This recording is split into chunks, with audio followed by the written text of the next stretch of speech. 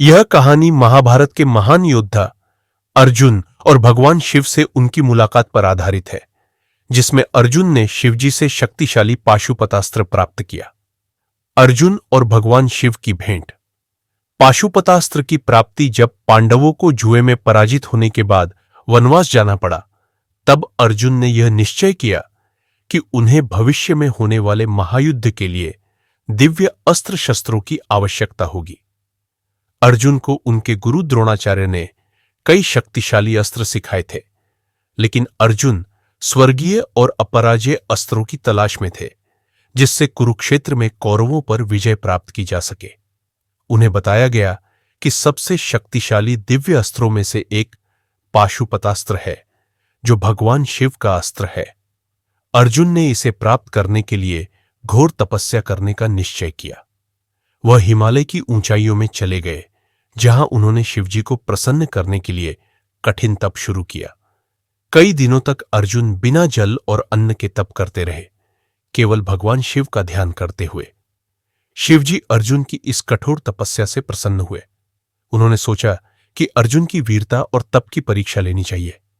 उसी समय एक महान राक्षस, जिसका नाम मुखासुर था, धरती पर आतंक मचा रहा था। उसने देवताओं और मनुष्यों को त्रस्त कर रखा था। एक दिन वह राक्षस हिमालय के पास के एक गांव में आतंक फैलाने पहुंचा। तभी भगवान शिव एक भील शिकारी के वेश में प्रकट हुए और मुखासुर को मारने के लिए निकले। उसी समय अर्जुन को भी मुखासुर की खबर मिली और वह उसे पराजित करने के लिए निकले। जंगल में अर्जुन और भील रूपी भगवान शिव दोनों ने एक ही समय में मुखासुर पर बाण चलाए और उसे मार गिराया।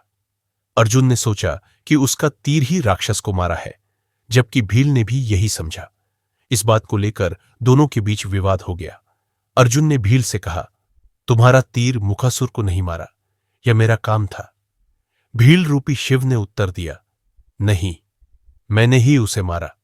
अगर तुम में शक्ति है तो मुझसे युद्ध करो। दोनों के बीच भीषण युद्ध हुआ।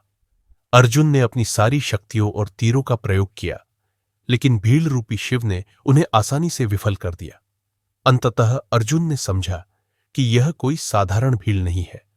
उसने अपनी तलवार नीचे रख दी और भगवान शिव की मूर्ति बनाकर उनकी आराधना करने लगा। तभी भील रूपी शिव प्रकट हुए और अर्जुन को अपने वास्तविक रूप का दर्शन दिया। शिवजी ने कहा, हे पार्थ, मैं तुम्हारी भक्ति और तप से बहुत प्रसन्न हूं। तुमने अपनी वीरता से सिद्ध किया कि तुम पाशुपतास्त्र के योग्य हो। मैं तुम्हें यह दिव्य अस्त्र प्रदान करता हूं। अर्जुन ने भगवान शिव के चरणों में गिरकर आशीर्वाद लिया और पाशुपतास्त्र प्राप्त किया। शिवजी ने कहा, यह अस्त्र बहुत शक्तिशाली है, लेकिन इसका उपयोग केवल बड़े संकट के समय ही करना। इसका विनाश असीमित है। अर्जुन को भगवान शिव से दिव्य पाशुपतास्त्र प्राप्त कर गर्व हुआ और उन्होंने भगवान का आभार व्यक्त किया।